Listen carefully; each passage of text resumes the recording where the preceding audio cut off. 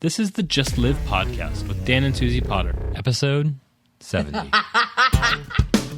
Your life is a remarkable story, an adventure that only you can create. We exist to motivate and equip you to live fully alive. We begin in 22 seconds. Live life, see the good days in it, just live. Live life, see the good days, see the good days. Follow your potential and live life, see the good days in it. Thrive. Welcome to the Just Live podcast. This is part 4 of a 4-part series of how to live fully alive. And this is episode 70. My name is Dan. My name is Suzie. Together we are doozy. It's exciting to come to this very last phase or part of how to live fully alive. That's what we've been talking about this whole month.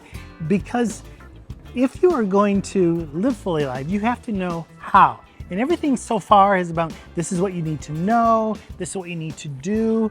But this last part is also something that you need in your life if you're going to live fully alive. So how do you live fully alive? We have first of all, we talked about the 3 kinds of life as our triangle. There's the bios, the physical life. There is the psyche, the mind, the emotions, and the choices. And that is just a little bit about life, but we want to have the Zoe life, the spirit-filled life. Jesus said, I have come that you may have life and have it to the full in John 10:10.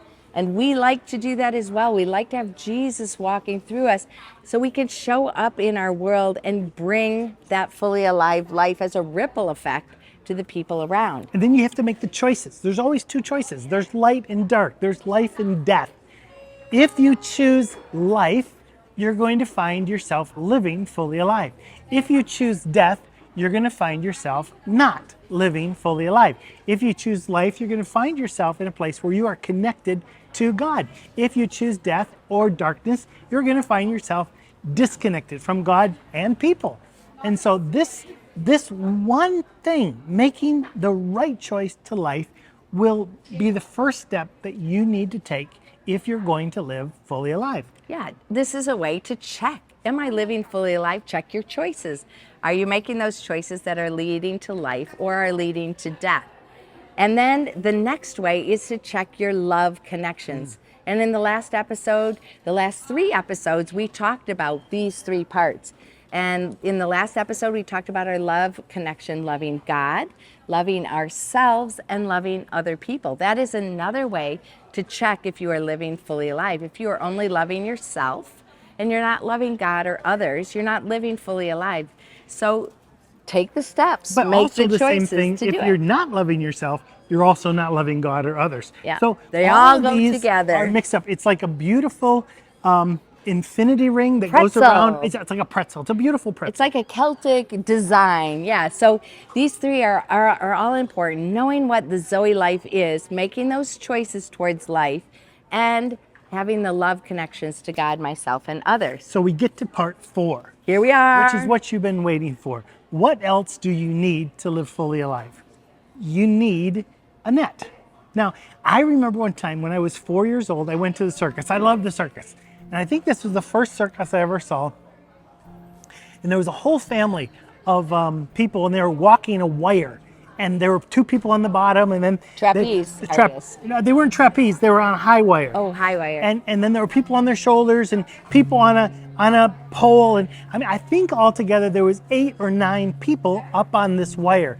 And I was just absolutely amazed. I was on the edge of my seat. I was watching. Death could happen at any moment. They were way above my head. And something happened I'll never forget. Somebody made a wrong move. And one by one, each of the family members came flying down from the wire and crashed on the floor. And I think that was the end of the circus. And actually at that point, they made a new rule that whenever this act took place in the future, because of the tragedy, they had to have a net underneath. Because what a net does is if you fall, you bounce. And in life, we're going to fall. And when we fall, if we have a net, we will be caught and we'll be launched back again.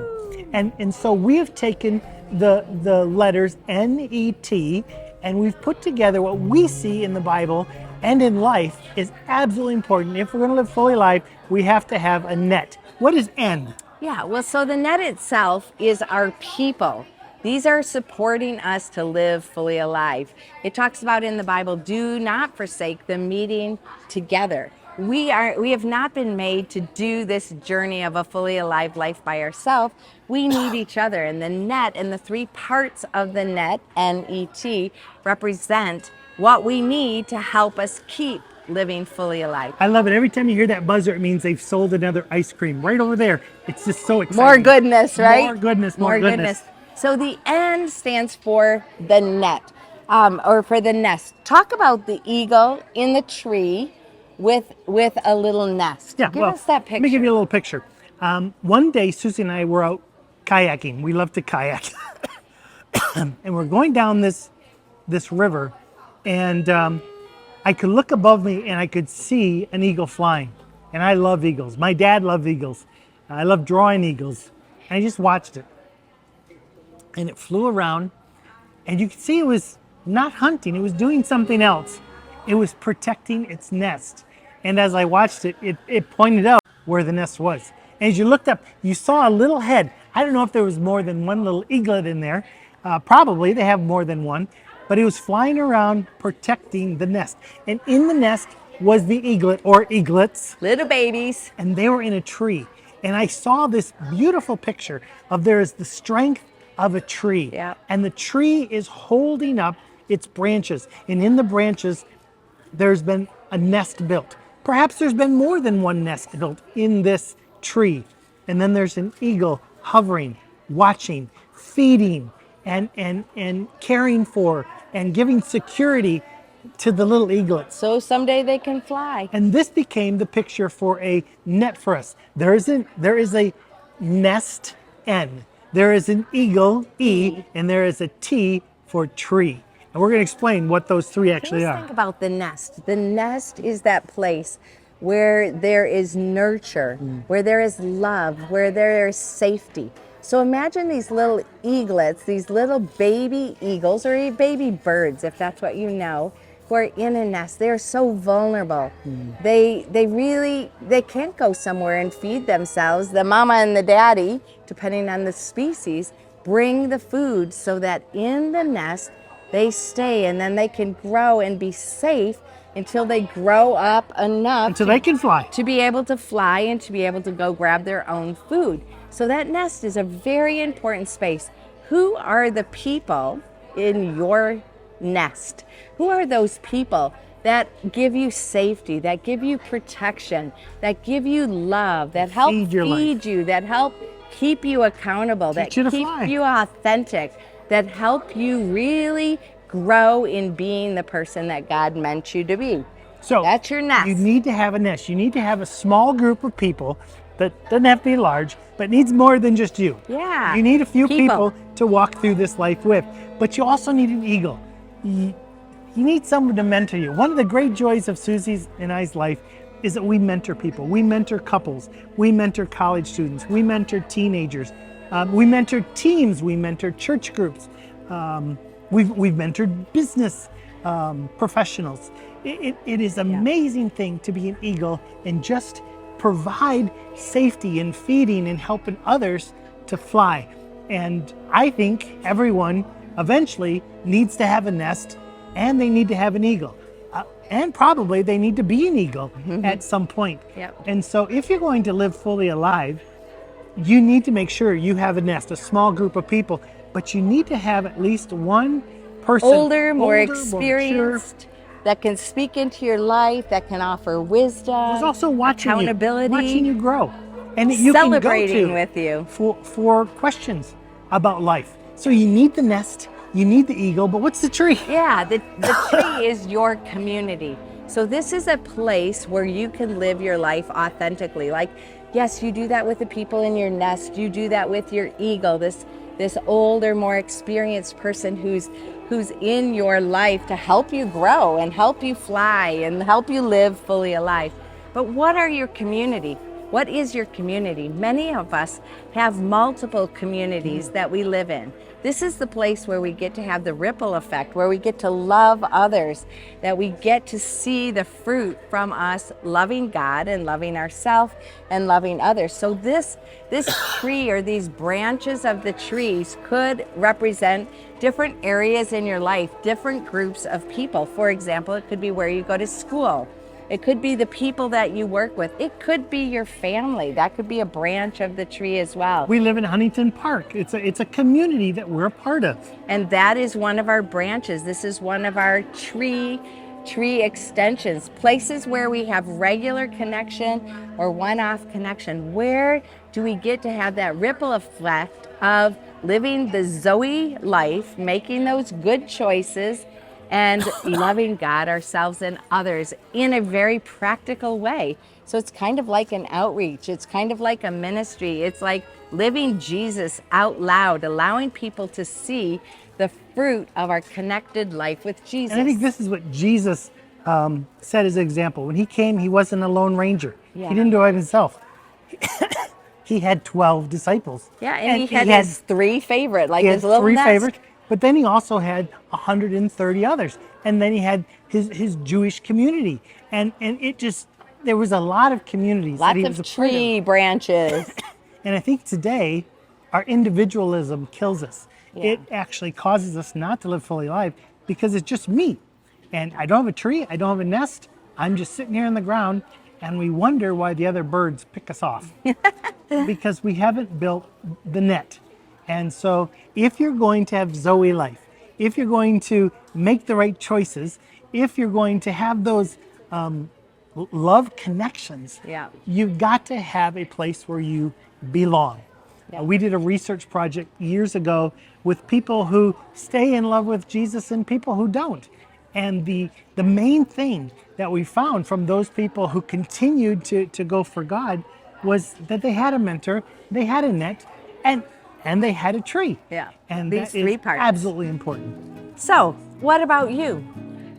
Have a little moment. We love to not just give you this information, but what is the formation that you can have in your life so that you can be transformed, so that you can actually be the most effective in living your fully alive life. And this one today, the places to examine is, who is in your nest?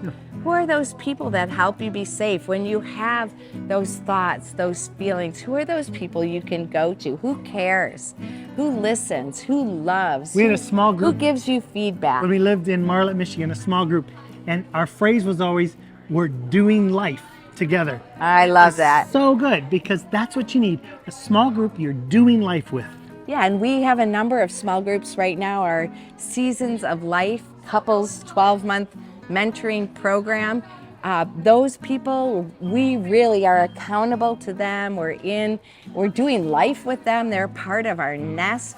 We are vulnerable with them, every connection that we have, and we help each other grow. We're safe together, and we're able to be vulnerable and authentic with what's going on in our real life. And it's really hard sometimes to find a mentor. I remember a really good friend of mine, Dale, and we were looking for mentors, and we couldn't find them. And we decided to mentor each other. Yeah. And so what book am I reading? I'm going to share. And you know what? We still meet online at least once a month, just to mentor each other forward to the different ages and stages. You probably won't ever have someone come up to you and say, I want to mentor you. So you need to go find them. Yeah, so for me, I have different mentors or eagles in my life. I have a spiritual formation director.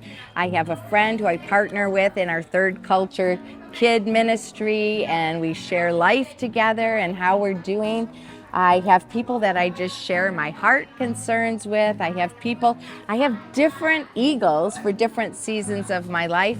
Unfortunately, I don't have lots of best friends. Dan's my best friend. I thought you said, unfortunately, only Dan. No, Dan is my... Unfortunately, only me. No, unfortunately, I don't have more because I have the capacity for lots and lots of friends.